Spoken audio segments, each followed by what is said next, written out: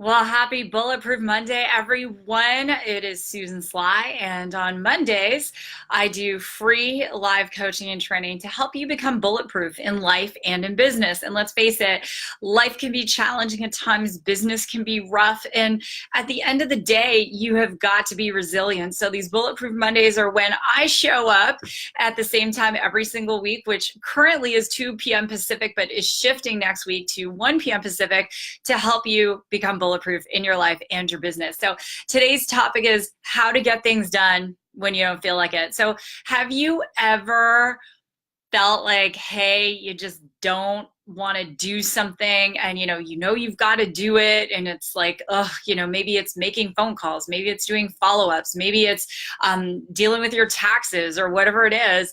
It happens to all of us, but the reality is that there are always different types of things that happen in our lives. There are things that really we must do, and there are things that are nice to do, and sometimes the things that are nice to do, we're not always doing them for the right reasons. Sometimes we're doing those to live into other people's ideals. So I'm going to talk today about decision fatigue. I'm going to talk about what do you do when you need to get stuff done, and we're going to have a lot of fun. Just a couple quick announcements. First and foremost, my girlfriend Kayla Kraft is here, and Kayla, right after I'm done doing this live, she and I are going to jump on a Zoom, and I'm going to send out this amazing interview to my list.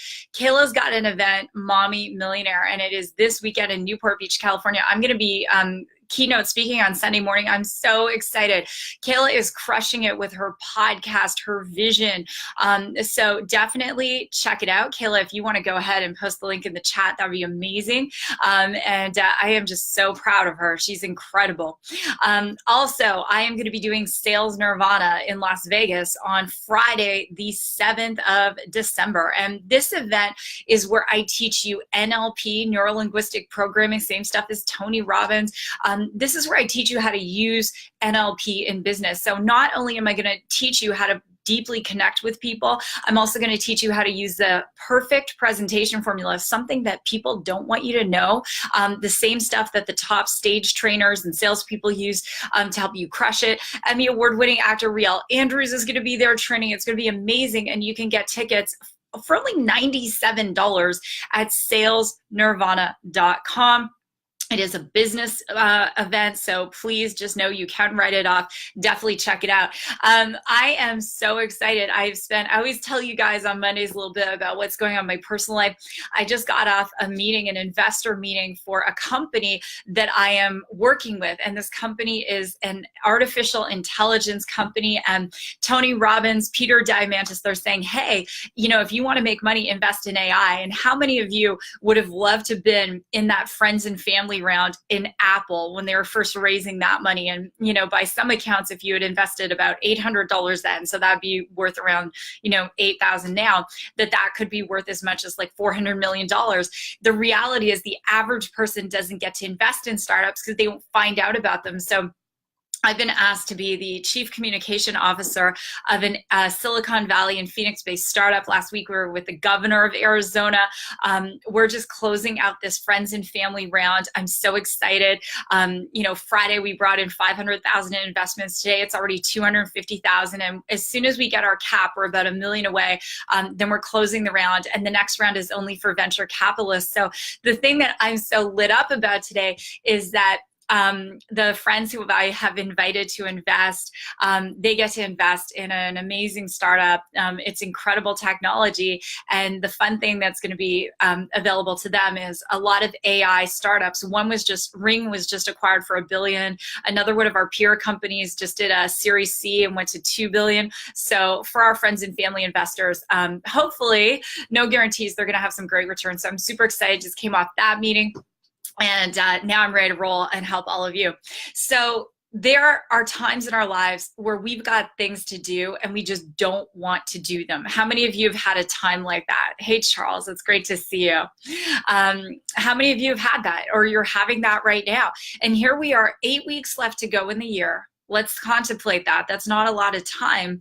And you probably have stuff on your to-do list, but there's also this temptation to maybe say, oh, you know what, I'll deal with that in the new year. I'll hire that business coach in the new year. I don't do business coaching personally one-on-one, but I'm just saying maybe that's a decision. Or I'll go to that event next year. I'll do that next year or whatever. And especially as the holidays start to come, it can be very, very tempting to put things to the side. So decision fatigue is a real phenomenon. And there are researchers at University of Florida who looked at decision fatigue, and here's what they found. People became more vulnerable to give up on a goal or give in to unhealthy temptation as the day went on and the week went on. So I want you to think about it. What I'm essentially saying is, and don't forget, if you are a subscriber on SusanSly.com, you get all of the notes from every Bulletproof Monday. So I do mail those out to you. I want you to think about this. So let's say you've got to make some sales calls and you're like, I don't feel like doing it. I'll do it this afternoon. Then you get the email from school that your grandchild needs to come home and you're the primary caregiver for that child, or life happens, or your sister calls, and then suddenly you don't make those calls, and then you're like, well, I'll just do it tomorrow, and then something else comes up. So here's what research has found. Number one, you want to make the decisions that are the most important first thing in the morning. So after a good night of sleep, maybe like I do, get up, have some coffee, pray, meditate, and then make the decision. So that's the first thing. It's always a good night of sleep that's going to help you make that clearer decision, the decision to call someone, the decision to get to the gym, even the decision to follow up. Did you know on average we make 2,000 decisions an hour? 2,000 an hour. So, not just what you were going to wear today or how you were going to do your hair, but which route you were going to take to go to the school or the office or what have you. 2,000 an hour. It means we're making, if you think about it, on average 24 hours in a day, almost, of our waking time, 35,000 decisions a day. And so by the time 4 o'clock, 5 o'clock, 6 o'clock comes, you're so exhausted and you're like, I can't make another decision. I want to just drink a glass of Pinot Noir. I just want to check out. I want to Netflix and chill. And then you wonder why you can't get things done. So decisions first thing in the morning. The second thing is always do the thing that is going to make you the most amount of money first thing in the morning. So how I prioritize my day. So every Monday, I have a high-level staff meeting with my project manager, my executive assistant, the COO of my company, the director of operations of my company, and we all meet. We go over my schedule. We talk about what is the priority for this week. What is the second most important thing? The third most important thing? What do we have to say no to? What could we potentially say yes to? That meeting happens every single Monday because my priority this week is finishing this funding round. I'm also traveling to Toronto next week to give an event and a talk. I'm going to be at Kayla's event this weekend. So anything else that's on our plate this week is probably not a decision I need to make. So that leads me to my next point. Make the decisions that are going to make you the most money first. And then the second thing is to be able to say, look, does this decision make sense? So I like to do a pros and cons, right? So, what's the pro of the decision, the con of the decision? I like to take the emotion out of the decision. So a lot of decisions I make as a business owner, as an investor, when I'm making a decision, I'm going to look at it from the vantage point of how much money is this going to make me, or is there some other degree of fulfillment? So maybe someone asked me to volunteer or sit in a board or something. Maybe it's not a money piece. Am I going to feel fulfilled? I just finished coaching cross country. And for those of you who watch my live every single week, I coach a team of boys, most of whom are on the autism spectrum. It is 10 hours a week of my time. We had our state championships. I was out in a field all day Saturday running around. I came home, had a hot bath and a glass of wine. I was done. But one of the things, I love that there's not a money piece. It brings me joy. So next year, when I make the decision to coach again or not, there's no money, but I have to understand that if I'm going to be 10 plus hours a week coaching cross country, is there going to be an opportunity cost? And some of you are in a position right now where you're building businesses and you love to volunteer. And, when I started my network marketing business, I was sitting on 3 different boards. I had to give something up because I knew my time was finite, right? That's the one thing we all share in common. We have a finite amount of time. So knowing that, you can ask yourself this question, if I could take emotion out of the decision, does it make sense financially?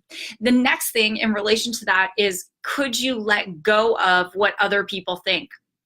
Some of you are not making decisions you need to because you're so concerned about what other people think. So you're living in a house you can't afford because you like your neighbors and you're worried about what they'll think if you sell your house. Well, your neighbors don't pay your mortgage. Get over it. Some of you have a network marketing business and you're not building it because you're so concerned about what other people think. Those people don't pay your kids' tuitions. They don't pay your taxes. Get over it.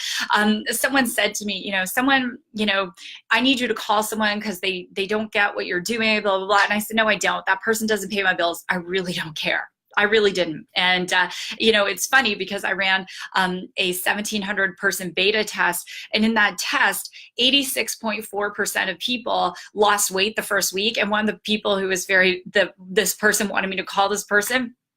I just proved beyond a shadow of a doubt that my concept was correct. 86.4%. How does that happen, right? So, letting go. And here I am at 46 years old. I don't value everyone's opinions. There's a person who doesn't like that I end my Facebook lives with God bless, and had the temerity to call one of my staff and say, Susan needs to stop saying God bless. And my staff is like, well, she's a Christian. She's going to say that. You are never going to try and you're never going to be able to please everyone. If you try and please everyone, you end up pleasing no one. And that's the bottom line. So is there a decision you're not making because you're so concerned about what people think? Get over it. It's never going to serve you. The last thing I want to say about decisions is I want you to take some time and really think about some decisions that you need to make between now and the end of the year. And, I'm going to be so bold right now.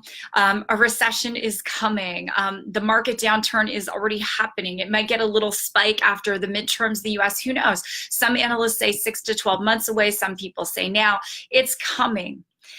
Are there some decisions that you need to make? Do you need to increase your cash flow, decrease your expenses?